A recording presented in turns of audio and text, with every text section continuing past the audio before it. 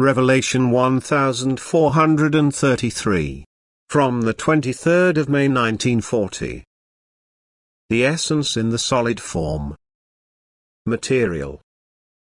To recognize the essence in the creation of God, presupposes a certain knowledge, because without this knowledge, man sees only the so-called dead matter, but not the essence which this matter holds in itself. The creation of God can however only be visible to man if it holds essence in itself. That which is visible to the human being as matter, is therefore by no means dead. Everything lives, also the solid form which appears lifeless in itself. Only the spiritual hidden in it is still in the lowest degree of maturity, therefore condemned to inactivity, as every low being will always be inactive, and just the increased activity of a being or any creation, also reveals a higher state of maturity.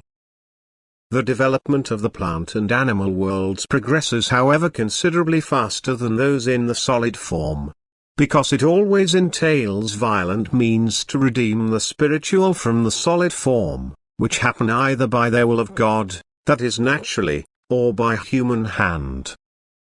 The former are decided according to plan in deepest wisdom, so the spiritual in the form is matured, and therefore should become free.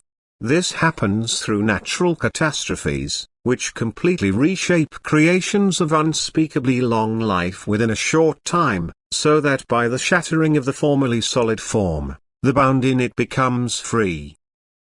In the other case, people themselves contribute to redeem the banished from the solid form by wanting to reshape existing material, and for this purpose crushing it, dissolving it, and putting it together in a different form again. Every work of destruction based on a certain purpose, therefore means advantage for other creations. Has for the being an opportunity to serve as a result, and is therefore wanted by God. Provided that everything which is now created by human hand, corresponds to his divine will, that is, that no low motives are based in it. For example, damage done to the neighbor, or everything that is disadvantageous for people or any creation. The frequent reshaping of that which holds spiritual in itself, is only great blessing for the being, and is gratefully welcomed by it, if the new outer form serves some useful purpose. The form, and therefore also the spiritual in this form, now serves, and this serving earns it again a new shaping, and so on, until the form around the being becomes less and less burdensome, and the transformations proceed faster and faster.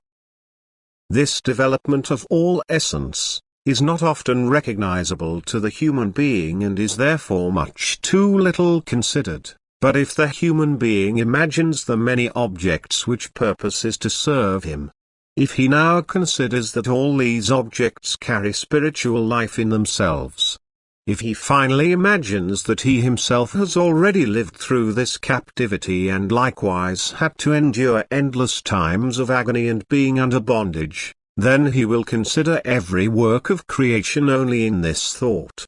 But he will also pay more attention to his earthly life, and thus also recognize the responsibility he bears towards his soul. He will help the spiritual in the solid form to liberation if possible, and also strive himself to always serve God and his fellow man, to redeem himself from the last form, through service. Amen.